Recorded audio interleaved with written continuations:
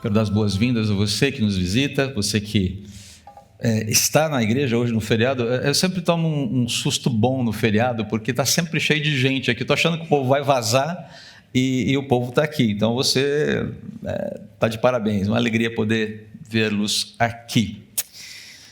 Liberté, égalité, fraternité. Você já deve ter visto isso em algum momento. Esse é o slogan da Revolução Francesa, que foi sequestrado.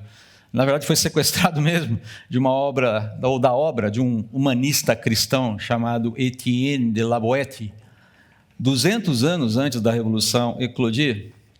A história que levou a Revolução Francesa, que levou à ocorrência da Revolução Francesa, que culminou na Revolução Francesa, é longa, mas simplificando bem aqui, e você vai entender, eu vou fazer uma digressão aqui sobre esse assunto, você vai entender onde eu quero chegar daqui a pouquinho, não se preocupe, a gente vai falar de Bíblia hoje, não se preocupe, em algum momento a Bíblia vai entrar na história, tá bom?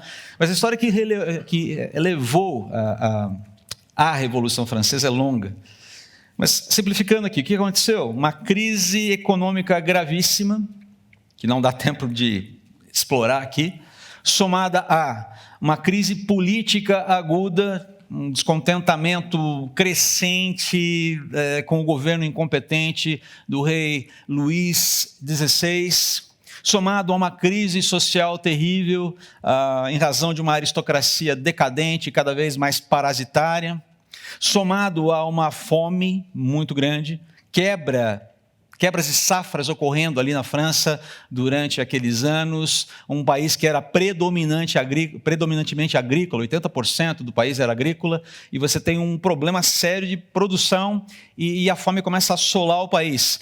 E tudo isso embalado, empacotado com a argamassa dos ideais iluministas. O iluminismo, como você sabe, só para a gente relembrar aqui, foi um movimento intelectual caracterizado pela centralidade da ciência e da racionalidade crítica no questionamento filosófico e que, por implicação, recusava toda forma de dogmatismo religioso e político. Aquilo que a razão humana não consegue aferir, comprovar, autenticar, é lixo e deve ser extirpado da vida pública. Se você quer ser religioso, se você quer ter uma fé, problema seu. Isso é suicídio intelectual, mas faça isso no particular. Porque no domínio público o que vale é a razão humana. Ela é a senhora de todas as coisas. Basicamente é isso que o iluminismo está pregando. Então você está percebendo que é um caldeirão bastante interessante, por assim dizer. É uma tempestade perfeita sendo criada aqui. E o iluminismo está movimentando, ele está criando, digamos, o ânimo, o estado de ânimo para que essa revolução aconteça. Denis Diderot, filósofo e escritor francês, foi um grande colaborador na formulação desses ideais iluministas. Olha só que interessante, ele escreveu isso alguns anos antes da Revolução estourar. O homem só será livre quando o último rei for enforcado nas tripas do último padre. Simpático, não é verdade? A ideia é de que nós precisamos erradicar esse modelo político, erradicar a ilusão de religiosidade, porque isso caducou, isso não colabora mais com a humanidade, e está sendo caro demais sustentar a monarquia, um Deus que se diz, um rei que se diz representante de Deus na terra, fazendo as barbaridades que está fazendo, e um clero que simplesmente o autentica e que vive às custas dos tributos do povo. Estava nesse nível a coisa. Demorou mais um pouco para a coisa ficar complicada aqui. O homem só será livre quando o último rei for enforcado nas tripas do último padre. E os revolucionários bem que tentaram. Começaram com Luís XVI, em 1792, 3 anos depois da tomada ali da Bastilha. Somente no período do terror, que vigorou nos anos de 1794 e 1795, estima-se que entre 35 mil a 40 mil pessoas franceses foram decapitados, foram guilhotinados sumariamente após serem condenados pelos tribunais liderados por um sujeito chamado Robespierre. Aliás, Robespierre também foi guilhotinado, degolado ao final do período do terror, acusado de ser o quê? Um pouco terrorista demais para o gosto de todos aqueles que estavam vivendo naquela época. Ele foi acusado de tirania, de excesso e acabou sendo guilhotinado também. Foi um período um tanto quanto complicado. E esse caos foi bem sintetizado numa frase de abertura do filme Napoleão. Não sei se você assistiu. É uma frase que abre o filme. E é muito interessante. O filme do Ridley Scott, que foi exibido ano passado. O povo foi levado à revolução pela miséria. E devolvido à miséria pela revolução. A mais pura verdade. Mas os ideais de liberdade da Revolução Francesa resistiram a esse período da Primeira República, que durou de 1789 até 1799. Também resistiu ao período do Império Napoleônico, que sucedeu ali à Primeira República. Também resistiu à volta da monarquia com Luís XVIII, algum tempo depois, em 1815. Com direito à tentativa frustrada de golpe de Estado de Napoleão, que não deu muito certo. Foi um tumulto, foram anos, décadas de muito tumulto. Até que em 1830, o rei Carlos X, dinastia Bourbon, tinha voltado para o trono. Você não precisa guardar essas informações, mas só para entender, isso aqui não é aula de história, queridos, mas a gente precisa contextualizar, porque isso tem muito a ver com a vida que a gente vive aqui hoje no Brasil. Século XXI, Brasil. Tá bom? Mais do que você imagina. Você vai entender daqui a pouquinho, tá? E a forma, muitas vezes, como algumas pessoas têm proposto a maneira da gente ler e interpretar as Escrituras. Então, em 1830, essa situação vigorou até 1830, com a queda do rei Carlos X, deposto por um movimento popular liderado pela burguesia e o campesinato francês. Um episódio que ficou conhecido como a Revolução de Julho de 1830, ou as Três Gloriosas, porque foram 3 movimentos específicos, dias 27, 28 e 29 de junho. Vai fazer aniversário logo, logo, tá bom? E esse fato da história ficou imortalizado no quadro de um sujeito chamado Eugène Delacroix, chamado A Liberdade Guiando o Povo. Está lá exibido no Museu do Louvre. Talvez você já tenha visto esse quadro em algum momento aí nas aulas de história ou nas suas passagens por aí. Onde a liberdade é personificada por uma mulher chamada Marianne, que também é símbolo da República Francesa que se pretende implantar. Curiosamente, Marianne, a face de Marianne, estampa também o quê? As notas de reais que você traz no bolso. Eu não uso mais dinheiro, André, mas tudo bem, continue estampando. Eu não uso mais dinheiro, tá? Mas se você olhar aquela face que você tem no verso das notas de real, de uma mulher com uma coroa, com um gorro frígio, é a face de Marianne, a ideia de liberdade, uma liberdade conquistada pelo ser humano. Você acha que isso é por acaso? Depois você verifica na nota que está na tua carteira. Não precisa fazer isso agora, tá? Mas ela está lá em todas as notas, inclusive na moeda de R$1 também. Queridos, a liberdade, como escreveu um historiador americano chamado James Billington, né? A liberdade se tornou a nova religião. A religião do nosso tempo, e os franceses são o povo escolhido da nova religião. Em sua língua estão registrados os primeiros evangelhos e dogmas. Paris é a nova Jerusalém, o reino é o Jordão, que separa a terra consagrada da liberdade da terra dos filisteus. Vocês sabem que os franceses, nesse período, inclusive, criaram um novo calendário. Eles zeraram o calendário, porque eles queriam romper com toda a cosmovisão cristã, judaico-cristã. E essa nova religião, em torno da liberdade, ela vai frutificar, e aqui eu estou citando Os Guinness, num livro muito interessante, chamado A Carta Magna da Humanidade, um livro denso, mas que, francamente, todo cristão sério deveria ler em algum momento da vida. Ele diz assim: movimentos atuais como o pós-modernismo, o politicamente correto, políticas tribais e identitárias, a revolução sexual, a teoria crítica ou estudos de ressentimento e o socialismo são todos decorrentes de 1789, todos decorrentes da Revolução Francesa. Os Guinness, para quem não sabe, é um excelente teólogo, um grandiosíssimo filósofo do nosso tempo, autor e crítico social inglês, filho de médicos missionários, nasceu na China e viu a revolução cultural na China acontecer ali, testemunhando de frente, ainda pequeno. teve que sair fugido com a família dali. Foi hostilizado dentro daquele movimento.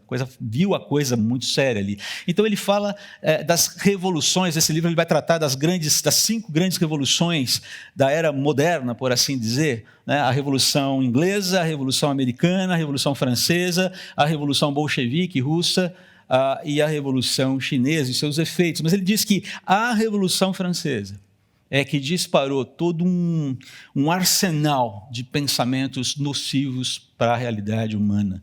E o Ocidente bebeu desse veneno até se fartar e continua bebendo. E as influências desse veneno são muito maiores do que a gente pode imaginar.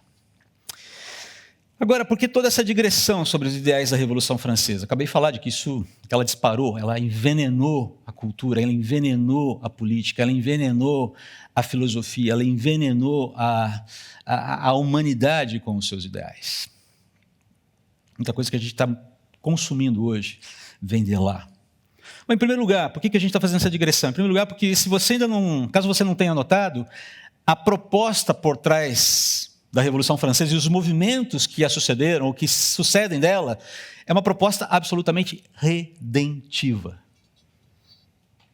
É uma proposta redentiva, de salvação, de tentar salvar a humanidade de si mesma.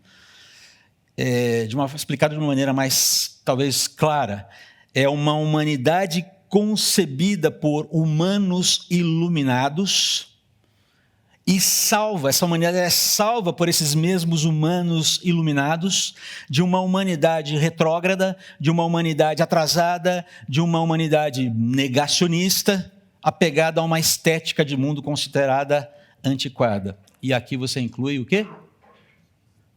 Os cristãos. Você tem acompanhado as propostas da Agenda 2030 da ONU para o mundo? É uma proposta de redenção. E ela bebe diretamente nessa fonte. Ok? Só para você entender para onde a humanidade... Assim caminha a humanidade. É claro que nós cantamos aqui, nós celebramos na ceia que a nossa esperança está no... E a igreja diz... Amém não, mas antes de falar amém... a nossa esperança está no Senhor Jesus... no advento da volta de Cristo, na revelação final do Filho do Homem. Não é verdade? E agora a igreja diz? Amém. Mas não só por isso. O segundo motivo aqui, do porquê essa digressão, é porque o pensamento teológico do nosso tempo, e eu não estou falando só do século XXI, eu estou falando do século XVIII, XIX para cá, ele não ficou imune ao fermento do racionalismo iluminista que, digamos, esquentou os motores da Revolução Francesa. Uma forma de você entender como isso se manifesta hoje em dia é a tal proposta da atualização das Escrituras. Que você já deve ter ouvido a gente falando por aqui, e se você não só me ouviu falando sobre isso, não defendendo isso, de forma alguma, mas você deve ter ouvido gente por aí propondo isso. E isso é proposto para que a Bíblia lida e interpretada segundo os pressupostos do leitor, quer dizer, eu leio, eu abro e eu atribuo sentido ao que a Bíblia está falando, essa é a ideia. Ou seja, a Bíblia lida e interpretada segundo os meus pressupostos como leitor e não segundo as intenções do autor, Deus, e os autores humanos inspirados por Deus, acabe harmonizada com esses movimentos listados aqui por Os Guinness, como uma forma de autenticação mútua. Se a Bíblia autenticar o movimento autentica a Bíblia. Olha que legal. Você vê isso o tempo todo aí. O tempo todo. A carta de Filemão tem sido um dos alvos dessa heresia que propõe a atualização das Escrituras. Abre aspas. Essa carta apoia a degradação humana, uma vez que um escravo é devolvido ao seu senhor. Paulo é um escravocrata. Paulo é um defensor desse sistema de castas que nós detestamos no mundo. Paulo é um sem vergonha. A visão de Paulo precisa ganhar uma nova perspectiva. A visão dele é uma visão equivocada. A carta é uma carta equivocada. Eu já ouvi alguém que é muito ouvido nas mídias sociais da vida. Essa carta é insuficiente para os nossos dias. Essa carta é insuficiente para mim. Quem foi que falou? Não vou me dar o trabalho de dizer quem é. Mas não é o único falando esse tipo de coisa. É uma carta desatualizada. Ela está refletindo uma visão de mundo antiga que não nos serve mais. Como a gente vai ver ao longo dos próximos domingos, nesse mês, nada mais longe da verdade. Ou de duas uma, ou você não está, ou você não tem um neurônio ligado com o outro no momento que você está lendo essa carta, ou você está de má vontade. Simples assim. Não tem muito para onde sair. Ou, na verdade, alguém que precisa ainda das métricas da palavra de Deus. Mas para defender esse tipo de coisa, ou está de caso pensado, está de malignidade mesmo, ou realmente Bom, enfim, você entendeu o ponto. Por isso, sim, o nosso tema para essa série de mensagens faz referência intencional ao slogan, ao lema da Revolução Francesa, para afirmar que somente o Evangelho é capaz de produzir a verdadeira, a definitiva e necessária revolução no coração do ser humano. Libertando o ser humano do poder da morte, do poder da escravidão, do pecado, e conferindo a esse mesmo ser humano a adoção na família de Deus, caracterizada por igualdade, fraternidade verdadeiras, fraternidade irrevogável. No Evangelho, sim, você tem verdadeira liberdade. Liberdade consumada. Em alguns aspectos ainda a se consumar.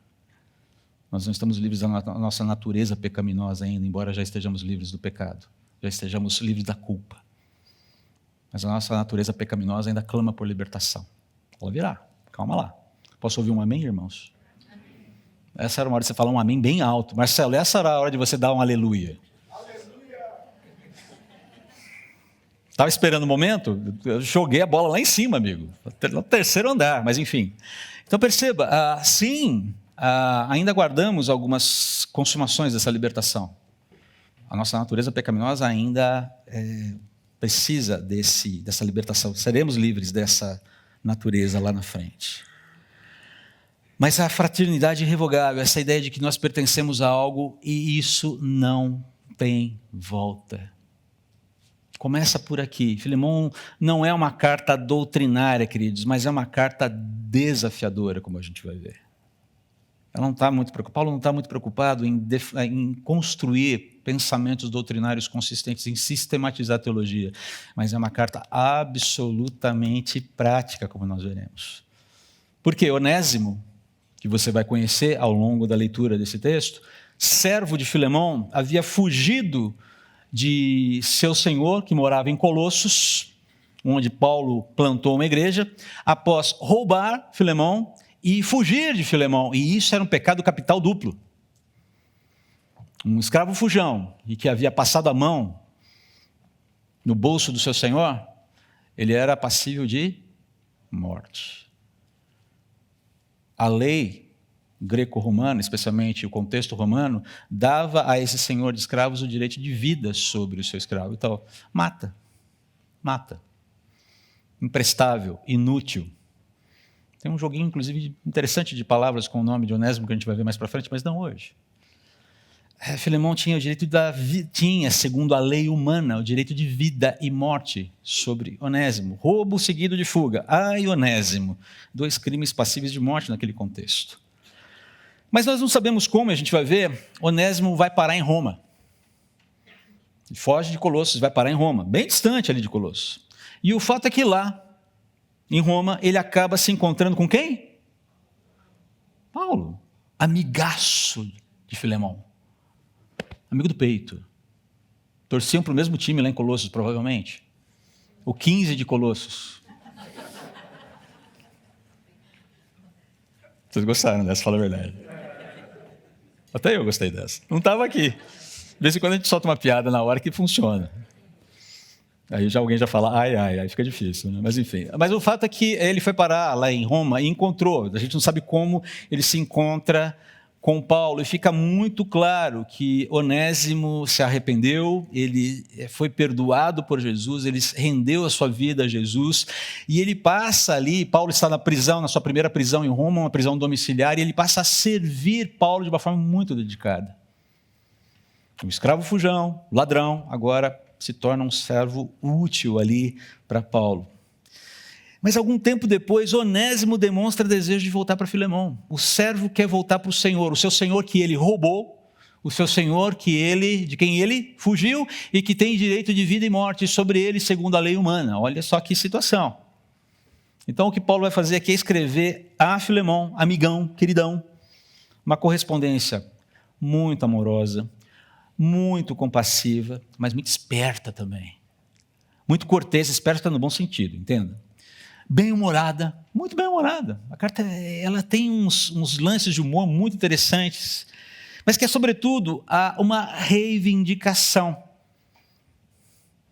É uma reivindicação, a reivindicação de uma resposta fraterna da parte de Filemão para com Onésimo, como evidência da verdadeira liberdade, da verdadeira igualdade que podem ser experimentadas apenas por quem já foi alcançado pela graça de Deus, mediante a fé no Senhor Jesus Cristo.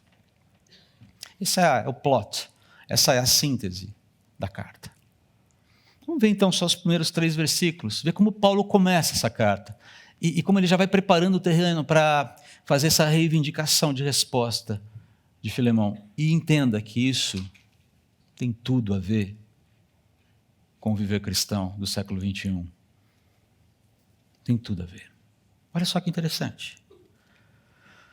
Eu, Paulo, prisioneiro de Cristo Jesus, escrevo esta carta junto com nosso irmão Timóteo a Filemão, nosso amado colaborador. A irmã Áfia, a Arquipo, nosso companheiro de luta, na luta, e a igreja que se reúne em sua casa. Que Deus, nosso Pai, e o Senhor Jesus Cristo lhes deem graça e paz. Logo de saída, o que chama a sua atenção nesses 3 primeiros versículos, nessa pequena saudação de Paulo a Filemão? Perceba que as palavras são escolhidas a dedo aqui. Elas são muito preciosas aqui. A primeira é a forma como Paulo se identifica. Prisioneiro. Meu irmão, meu brother, meu mano, quem está falando aqui é um prisioneiro no Senhor.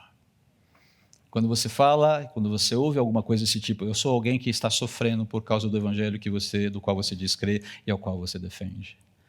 Basicamente, lembre-se que a causa do Senhor Jesus vai custar alguma coisa. Está custando a minha liberdade. E Paulo não fala isso de uma maneira negativa. Ele é muito objetivo.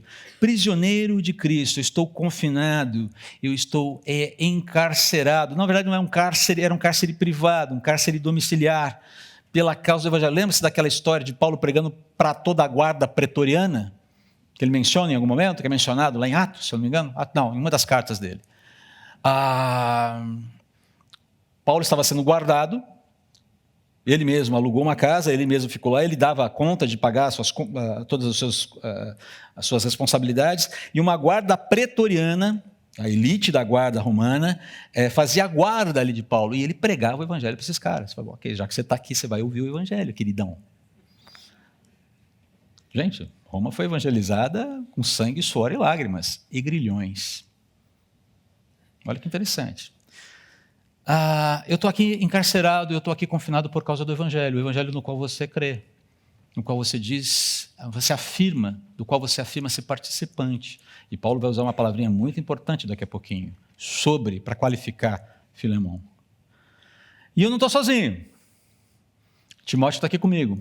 E ele está escrevendo essa carta junto comigo. Ou seja, você percebe aqui Paulo trabalhando essa ideia de autoridade, e intimidade e missão reforçadas pela ênfase nesse elo comum que eles têm. Paulo, Timóteo, Filemão, fazemos parte dessa mesma causa, fazemos parte desse mesmo movimento, que muitas vezes nos tributa de uma maneira muito, muito muito aguda, mas que vale a pena, porque o Senhor Jesus vale a pena. E aí ele entra e fala, ele trata Filemão de uma maneira muito interessante aqui, meu amado colaborador. Basicamente a ideia aqui é meu irmão de armas, meu colega de trabalho, meu companheiro de lutas. Basicamente a ideia de alguém que participa da mesma obra que eu, com a mesma intensidade, com o mesmo vigor, com a mesma paixão, com o mesmo desprendimento e que também pode passar pelas mesmas lutas que eu estou passando. Somos iguais, Filemão. Estamos no mesmo barco, a gente está lidando com as mesmas lutas, meu irmão. Você não está confinado, eu estou, mas as lutas são as mesmas e o Senhor Jesus vale a pena. Perceba como ele vai trabalhando muito cuidadosamente, mas de maneira verdadeira essa relação com o Filemão. E na sequência você percebe aqui esse carinho sendo estendido de uma maneira muito proposital à família de Filemão, Áfia, provavelmente esposa de Filemão, e Arquipo, filho de Filemão. Olha só, essa ideia de Áfia, a irmã Áfia, essa ideia de um reconhecimento de igualdade no Senhor. Mas ele só usa o termo irmã, e isso é pouca coisa? Há um reconhecimento de que você é igual em mim, em Cristo. Essa condição de igualdade. Aí, aqueles que acham que Paulo era um misógino, tem que enfiar a viola no saco e sair correndo, né? Porque se tem uma coisa que Paulo não é misógino. Outra tentativa de atualizar as Escrituras, muito, muito subreptícia.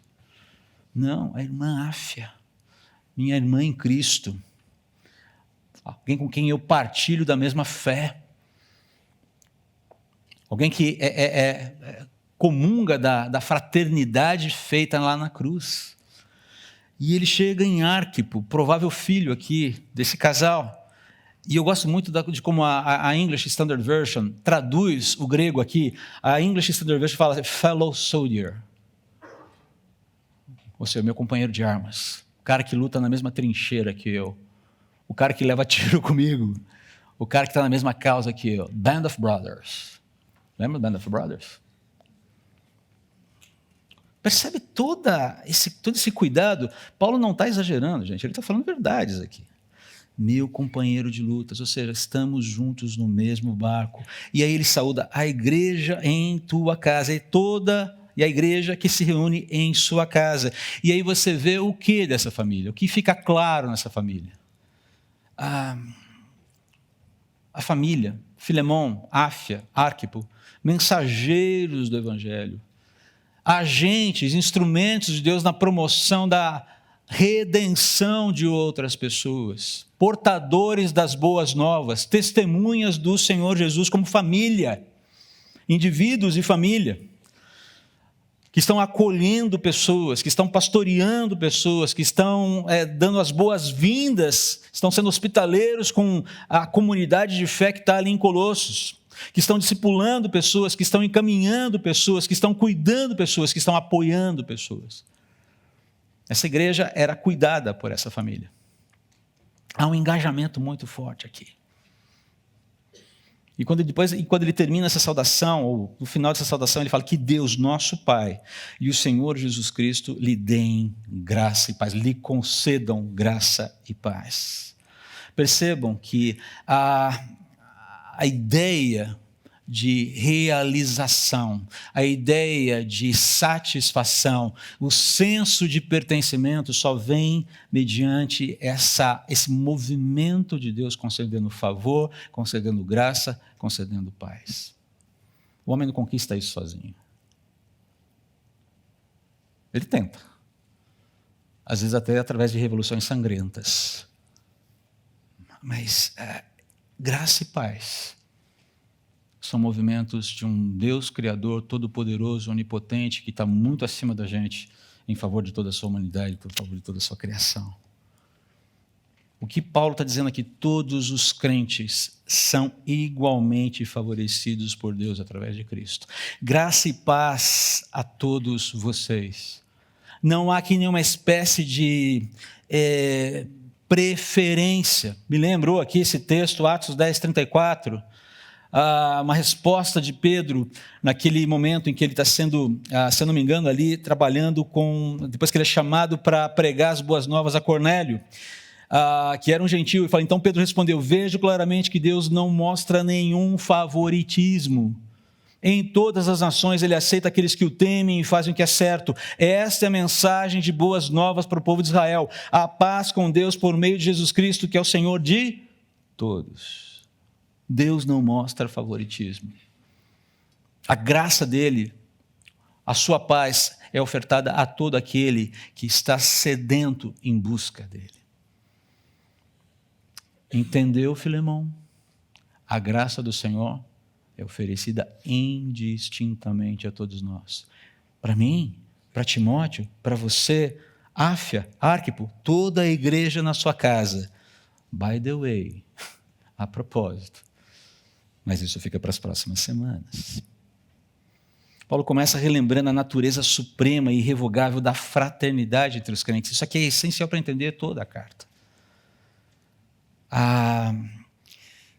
Uma fraternidade, uma natureza forjada pela graça de Deus mediante a fé em Jesus e abençoado com o seu favor e com a sua paz.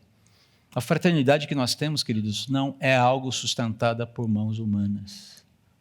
Não é algo forjada por mãos humanas. Ela é demonstrada, mas a forja, ela é divina. A fraternidade é divina, a liberdade é divina, a igualdade é divina. Mas Filemão vai ser desafiado sobre esse assunto, como a gente vai ver nas próximas semanas. E você, eu tenho quase certeza, que vai se identificar com a luta dele. Se fosse eu a receber essa carta, como eu reagiria? Calçando os sapatos de Filemão, como é que eu vou lidar com o mesmo tipo de problema? Eu quero já fazer um desafio para você. Pense naquela pessoa que te prejudicou muito. Pode ser recentemente, ou pode ser numa história antiga com a qual você ainda lida. Cada vez que você se volta para aquela lembrança, o seu coração fica... Pense nisso. Porque Filemão vai desafiar você a lidar com isso nos termos de Deus, segundo a fraternidade que o Senhor Jesus construiu lá na cruz. É muito prático. Vai falar sobre perdão, sobre a necessidade de perdão, a disposição de perdoar, de liberar perdão. E vamos lembrar que falar de perdão, e falamos isso na Escola Bíblica Dominical hoje, história de José, quando José se revela aos irmãos. E você tem todo aquele drama ebulindo de novo e você fala, tchan, tchan, tchan, tchan, o que vai acontecer agora? Parece que vai ter uma cena dos próximos capítulos e a final da novela vai ficar para a semana que vem. Você olha e fala, meu pai do céu, o que vai virar isso aqui agora? Perdão. E perdão, até se você quer uma definição simples de perdão, ela é muito... Eu posso fornecer uma para você agora. Perdão, perdoar é assumir o dano. Um dano que já foi causado e que não tem como ser reparado. Nem com um pedido de desculpas. É assumir o dano. Como nós vimos na Escola Bíblica hoje, perdão é um movimento de obediência tomado no centro do coração. E ele obedece sabendo que ele não tem condições de cumprir a missão. Mas ele faz como um movimento de obediência e fé. A Yarinha, no final da Escola Bíblica, comentou sobre a história, o testemunho da Corrie ten Boom. Aqueles que já são mais antigos na fé devem ter lido o livro Refúgio Secreto. E Corrie ten Boom, uma holandesa, a família dela, cristã, eles acolhiam e escondiam judeus durante a Segunda Guerra Mundial num quarto secreto que tinham na casa, até que foram descobertos. E ela foi parar, junto com a família, num campo de concentração. Eu não me lembro se somente ela saiu viva. Somente ela saiu viva. A família foi exterminada no campo. E anos depois, muitos anos depois, pregando numa igreja na Alemanha? Nos Estados Unidos. Ao final, falando sobre perdão. Falando sobre perdão. Ao final do culto, ela se dirigiu até a entrada do templo, o pastor cumprimentando as pessoas, ela cumprimentando as pessoas, e de repente uma pessoa chega para ela e pega nas suas mãos e diz: Corey, você me perdoa?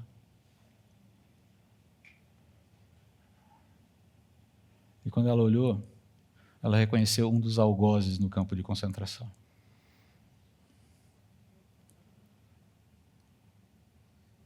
Alguém que foi alcançado pela graça do Senhor Jesus, mas que levava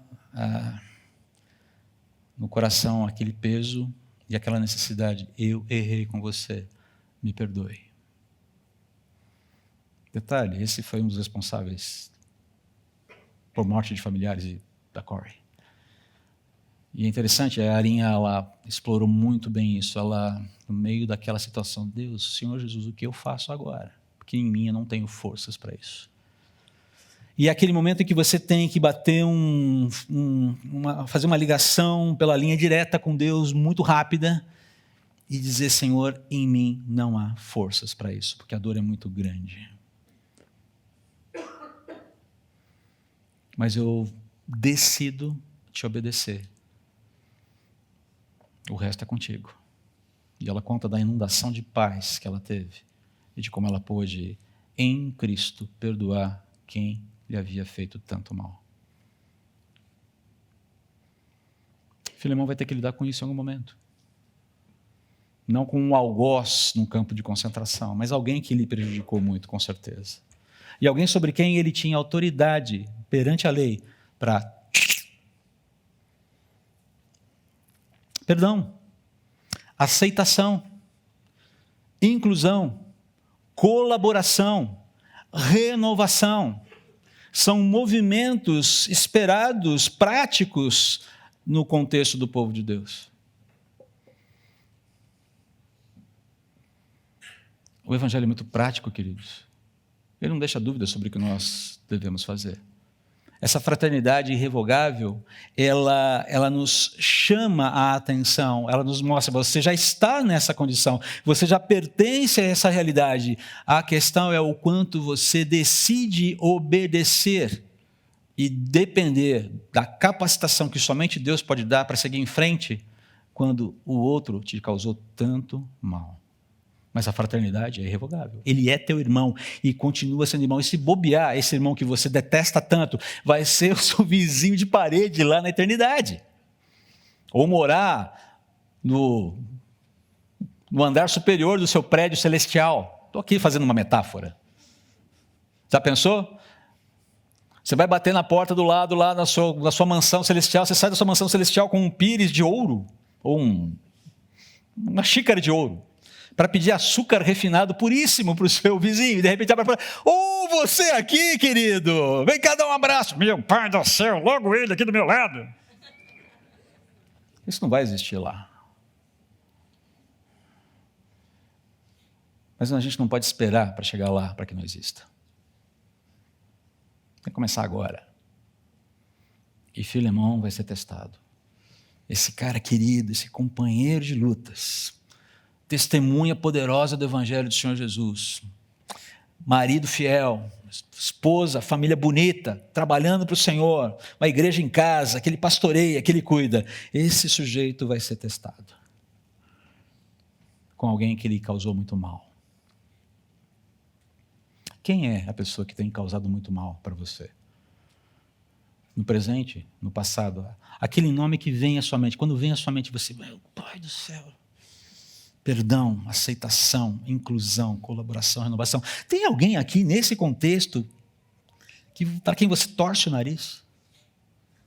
Que você olha e fala: não topo esse cara, não topo essa mina, não topo esse mino, seja lá o que for, não topo. Não me desce. Por quê? Não me desce. Ou não. Um dia me falou um bom dia muito mal-humorado ali, me recebeu mal na igreja, não gostei, achei, passa por mim, muitas vezes não cumprimento. A gente cria narrativas na nossa mente. E às vezes, na verdade, houve uma ofensa. Você pode ter eventualmente ofendido alguém aqui dentro. Você pode ter prejudicado alguém aqui dentro. Você pode ter sido prejudicado por alguém aqui dentro. A questão é: A fraternidade é irrevogável. E ela nos diz, há um caminho a seguir. E aí? E aí? O âmago do desafio, para a gente fechar, foi muito bem sintetizado por Lewis ali no livro Cristianismo Puro e Simples. Deus só pode mostrar-se como realmente é a homens reais. Não uma humanidade conceitual. E isso significa não apenas a homens que sejam individualmente bons, mas a homens reunidos num só corpo. Olha que beleza isso. Que se amem uns aos outros, que se ajudem uns aos outros e mostrem Deus uns aos outros. Eu disse que cheguei a comentar aqui com vocês, e falei isso no dia lá que nós fizemos o Santa Confraria, que o momento mais especial para mim, com todo o respeito, o expertise, a capacidade gourmet de Murad e Marcel, que fizeram 40 pizzas, sei lá quantas pizzas para todos, e vou dizer, pizzas boas, tá bom? Se você deixa para lá, ia fazer uma brincadeira com você, mas acho melhor não, porque senão a Raquel vai falar, não faça isso. Contrate o Murad para sua festa de aniversário, ele vai... Não, ele não está fazendo isso. Apesar de toda a delícia que foi estarmos ali compartilhando o alimento como amigos, ou fazendo novos amigos, o momento mais precioso para mim foi no momento em que todos ali dobraram suas cabeças e oraram uns pelos outros. Intercederam pela vida uns dos outros. Entendendo as demandas, ainda que muitas vezes num momento ainda superficial, porque ainda não conheço direito quem é, não sei direito quem é essa pessoa, não quero falar, mas enfim, essa questão da comunhão, da troca, do favor, do entrar na vida do outro, do ajudar, do caminharmos juntos. Mulheres, não se iludam, o segundo já está marcado. Nós temos um longo caminho para alcançar vocês, mas eu quero dizer que vai ser uma costelada, só para vocês saberem, tá bom? É a única forma que a gente tem de competir com elas, né? Se bem que eu vou dizer, cada vez que a gente vai lá no Hub, tem reunião de mulheres, você sai dali e fala, meu Deus, isso aqui é um café colonial. Entrou comida na onda, você fala, né? Não perdeu o time agora, né? Pode continuar, mas assim... Ok, enfim, você entendeu. Voltando à música aqui do The Police. De fato, não há solução humana para os problemas humanos. Elas são parciais, elas são temporárias, elas não dão conta. Não há ideologia, não há sistema político, não há governo, não há plano econômico que dê conta de resolver todas as crises do predicamento humano, e elas são muitas atualmente. Se você colocar a sua esperança em qualquer modelo, a chance de você sair frustrado é muito grande. Devemos nos inquietar com o erro. Devemos nos inquietar com os movimentos equivocados, com as decisões equivocadas. Devemos buscar a Deus, Senhor, tem misericórdia. Mas nunca achar que um determinado modelo humano é capaz de cacifar toda a solução para o predicamento humano. Não é. E se você acha que as próximas eleições vão mudar tudo, não vão. Não vão. Não ponha sua esperança num político. Não ponha sua esperança num partido. Não ponha sua esperança numa ideologia, porque isso é beber da fonte de 1789. E eu quero dizer para você que isso é impiedade, isso é iniquidade, isso é idolatria. Arrependa-se e mude a forma de você pensar. Não importa de que lado do espectro a gente está falando. O problema não é só humano. O problema é espiritual. Também somos seres espirituais. A solução, portanto, não pode ser apenas material. E essa solução, ela precisa ser, sobretudo, espiritual para restaurar aquilo que a Revolução Francesa tentou suprimir no homem. E ainda tenta, que é a imago Dei. Você e eu fomos feitos à imagem e semelhança de Deus. E Deus está envolvido de uma maneira ativa, de uma maneira inexorável na restauração da imago Dei na sua vida e na minha vida, e nada vai detê-lo. Nada, nem ninguém. Pode tentar. A Revolução Francesa tentou. Não conseguiu. Deixou a sua sementeira cheia de veneno por aí. Mas também não vão conseguir. Para a honra e glória de Deus.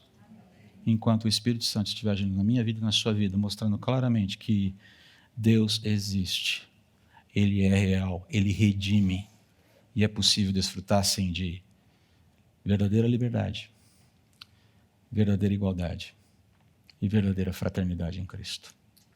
Vamos orar. Obrigado, Senhor, pela carta de Filemão. E por aprendermos tanto, Pai, com os teus movimentos na história também.